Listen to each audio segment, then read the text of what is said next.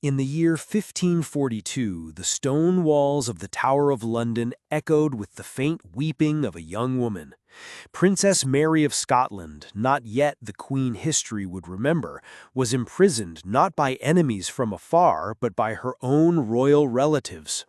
The corridors smelled of damp straw and candle smoke, and the distant Thames whispered against the fortress walls. For weeks, no sunlight touched her face, and the guards spoke in hushed tones about her unspeakable betrayal, a betrayal never recorded in the official chronicles. History books speak of her triumphant reign, but they are silent on the months she spent trapped between ambition and treachery. King James I wore a ring so rarely seen in portraits that historians assumed it was mere myth.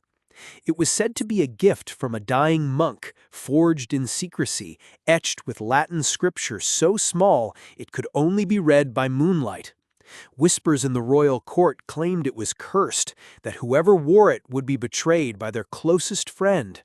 When James's most trusted advisor was executed for treason, he supposedly removed the ring and locked it away in the deepest vault beneath Whitehall Palace. The ring was never found. In 1483, during a winter feast at Windsor Castle, the great hall roared with music, laughter, and the clatter of goblets. But by midnight, the air reeked of sickness. 4 noble guests fell violently ill, and one, a young duke, was dead by morning. The surviving guests whispered of poisoned wine, but the royal kitchen swore their innocence. Chroniclers erased the tale from official accounts, yet the oak banquet table still stands in Windsor's vaults, its grain forever darkened by strange, wine-like stains. Edward, the young son of a Tudor noblewoman, was last seen playing near the palace gardens in 1518. By dusk, his mother's screams echoed through the courtyard. Royal guards searched every room, every passage, but Edward was gone. Weeks later, a fisherman swore he saw a boy matching Edward's description aboard a ship sailing toward France. The court called it impossible, but curiously, the Queen herself never spoke his name again. In the early 1600s, Queen Anne of Denmark, wife of James I, was rumored to have faced a foreign noblewoman in a duel at dawn. It was said they fought not over politics, but over an insult whispered at a masquerade. The duel took place in the gardens of Greenwich with only 2 witnesses, both sworn to secrecy. Officially, it never happened, yet Anne's diaries contain one curious line: "I left the garden victorious, though my gown was ruined with blood not my own." In 1731, a devastating fire broke out in a little-known royal library in Ashburnham House. Over 1,000 ancient manuscripts, some said to contain the personal confessions of monarchs, were reduced to ash. Witnesses swore the flames burned unnaturally fast, as if fed by something beyond wood and paper. Curiously, no official mourning was held for the loss, and the surviving manuscripts were sealed away from public view.